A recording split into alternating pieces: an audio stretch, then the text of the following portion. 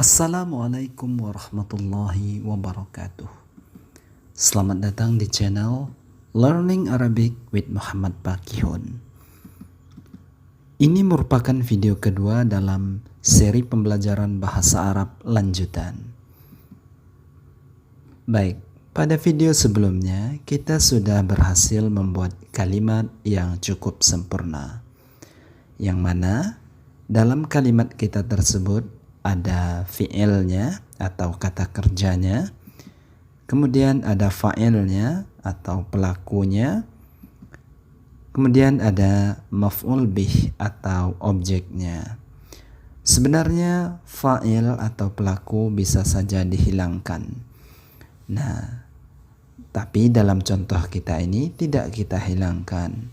Nama fa'il atau pelaku seperti ini adalah pelaku yang jelas. Jadi pelakunya kita perjelaskan dalam kalimat kita.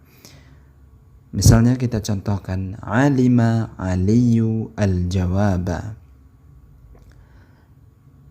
Itu kita menginginkan pelakunya benar-benar kita sebutkan, yaitu Ali.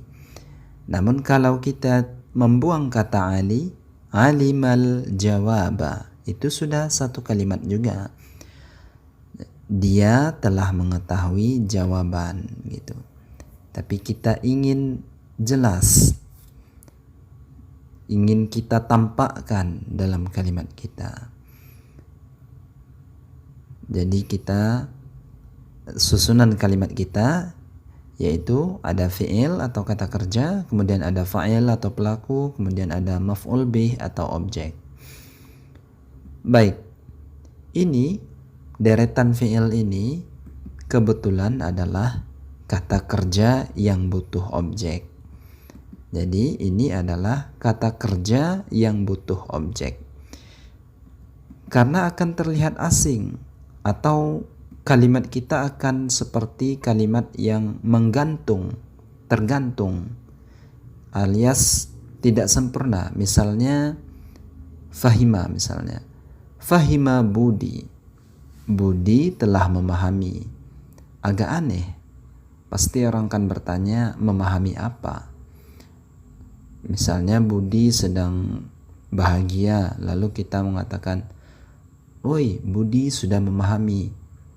Pasti orang akan bertanya, memahami apa sih? Nah, fahima Budi al-maqsuda. Budi telah memahami maksudnya. Budi telah memahami tujuan atau maksud. Gitu ya. Jadi kata fahima itu butuh akan objek. Ya. Begitu juga kata arafa, perlu objek. Kata alima juga perlu objek. Jadi cocok dia kalau kita tambahkan dalam kalimat kita itu objeknya. Lalu bagaimana kalau seandainya kata kerjanya tidak butuh objek?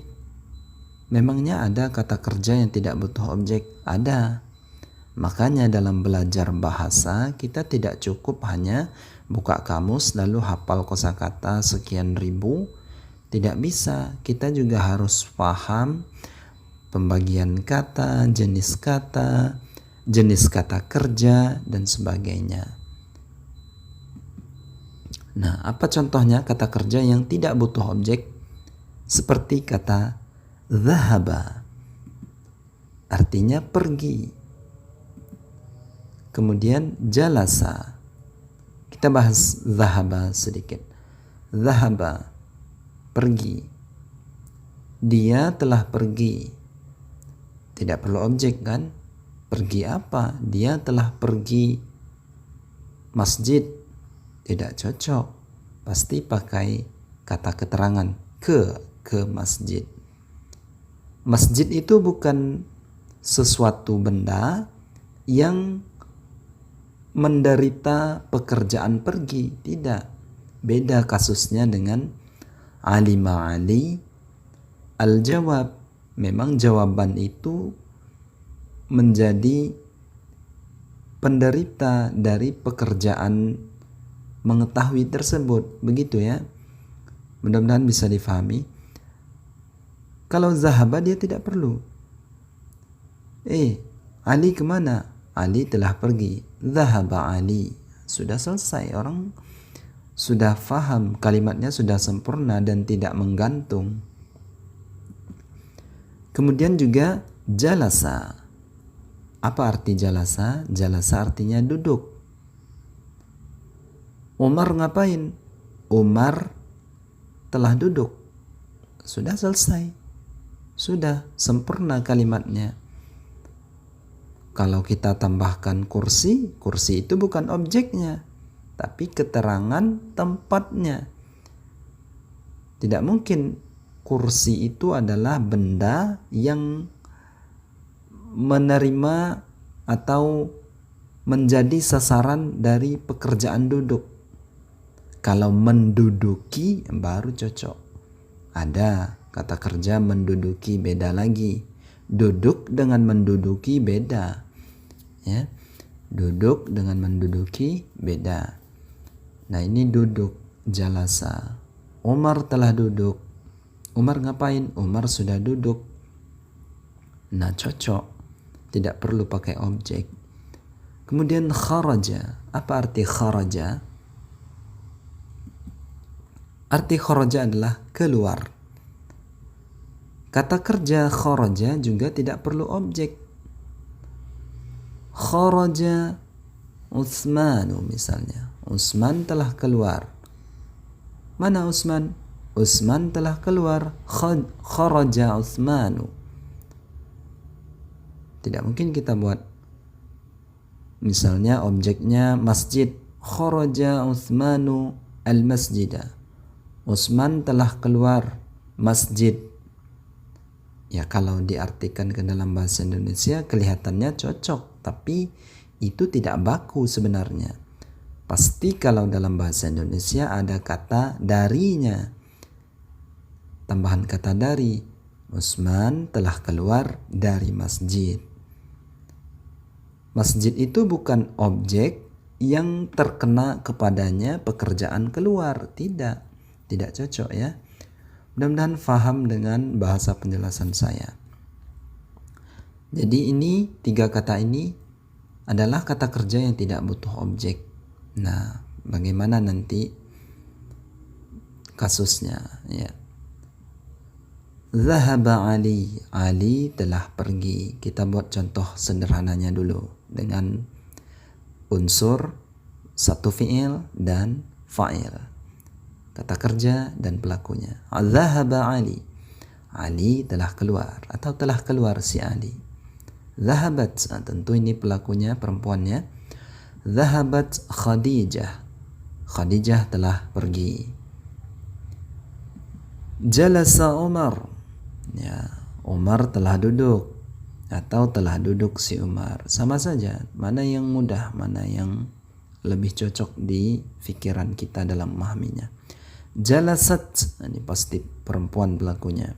Jalasat Aisyah. Jalasat Aisyatu.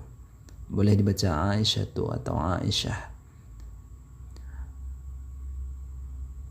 Aisyah telah duduk, ya. Kharaja Budi. Budi telah keluar. Kharajat Laila. Laila telah keluar. Nah, kira-kira apa tambahan dari kalimat seperti ini? Sedangkan fiilnya tidak butuh objek. Kira-kira tambahannya apa? Supaya kalimat kita semakin kaya. Karena pada seri pembelajaran bahasa Arab lanjutan ini kita memperkaya kalimat kita. Karena dalam berbicara, dalam bercakap-cakap sehari-hari, kita tentu tidak cukup hanya mengatakan 2 kata saja. Fi'il dan fa'il saja, pasti ada tambahannya, pelengkapnya, sehingga pesan yang kita sampaikan lebih detail. Karena inti berbahasa itu kan pesan kita sampai secara menyeluruh. Nah, apa kira-kira tambahannya? Nah, tambahannya yaitu seperti ini. Nah, inilah saatnya kita mempergunakan huruf jar yang sudah kita hafal jauh sebelumnya pada seri pembelajaran bahasa Arab untuk pemula. Ilal masjidi. Dhahaba Aliyu ilal masjidi. Dhahaba Aliyu ilal masjidi. Ali telah pergi ke masjid. Cocok maknanya, cocok kalimatnya. Dhahabat Khadijatu ilal baiti. Nah, ilal baiti. Dhahabat Khadijatu ilal baiti. Khadijah telah pergi ke rumah. Al-bait artinya rumah. Ada pada video kita pada seri sebelumnya. Kemudian jalasa Umar.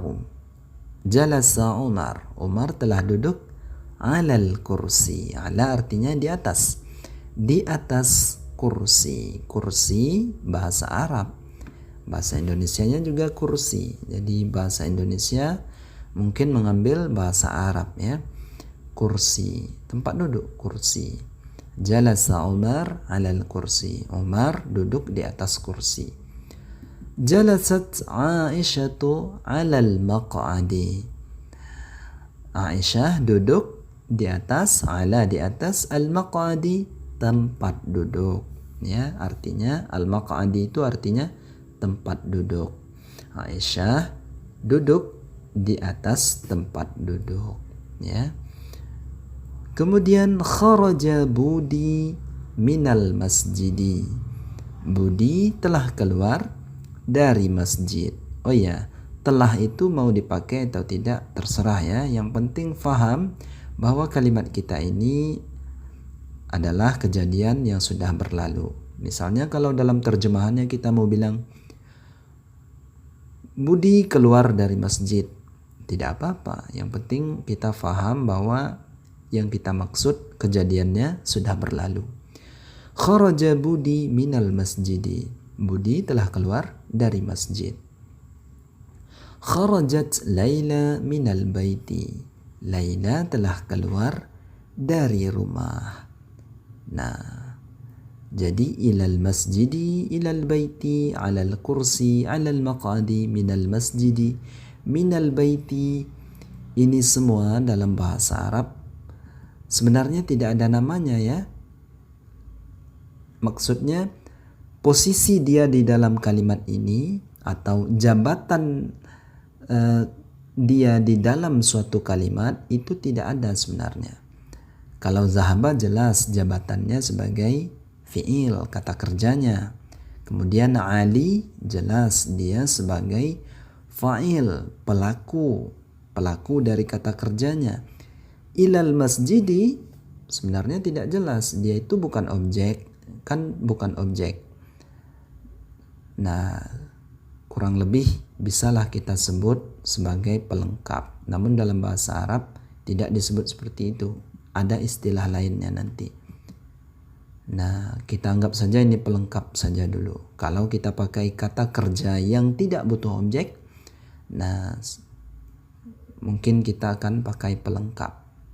Sebenarnya tanpa pelengkap ini pun kalimat kita tersebut sudah sempurna. Nah, kita ambil contohnya alal kursi ini. Apa saja unsurnya? Ya, ala itu huruf jar ya, sudah kita hafal min ila an ala fi rubabi kali. Ala itu huruf jar. Huruf jar itu bahasa Arabnya seperti ini.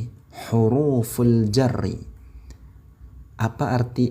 Kalau huruf artinya huruf. Al-jar apa artinya sebenarnya dalam bahasa Indonesia? Penyeret. Al-jar artinya penyeret. Penyeret ya. Dari kata seret, pelakunya, pelaku penseretan. Nah, tak cocok bahasa Indonesianya entah enggak. Penyeret. Berarti kata yang setelah huruf jar ini itu adalah kata yang sedang terseret ya. Dia adalah kata yang diseret. Ya, begitu dia posisinya di dalam kalimat. Al-kursi itu adalah kata yang diseret. Yang diseret apa sih bahasa Arabnya? Majrur. Masih dari kata jar juga. Majrur. Pada video selanjutnya akan kita ajarkan bagaimana cara merubah, memodifikasi satu kata supaya dapat makna yang lain. Nah, seperti ini. dari kata penyeret bisa ke makna yang diseret. Jar majrur, ya. Jadi ala itu huruf jar, al-kursi majrurnya, kata yang diseret oleh huruf jarnya. Apa maksudnya terseret, bagaimana dia terseret, apa tandanya dia terseret, itu akan kita jelaskan pada video selanjutnya, mungkin di seri yang berikutnya. Jadi kita dapatkan bahwasanya, nah ini jar dan majrur, ya, sebagai pelengkap untuk menambah kalimat kita pakai jar dan majrur. Jadi ini judul video kita untuk video kedua ini. Terima kasih sudah menyaksikan. Wassalamualaikum warahmatullahi wabarakatuh.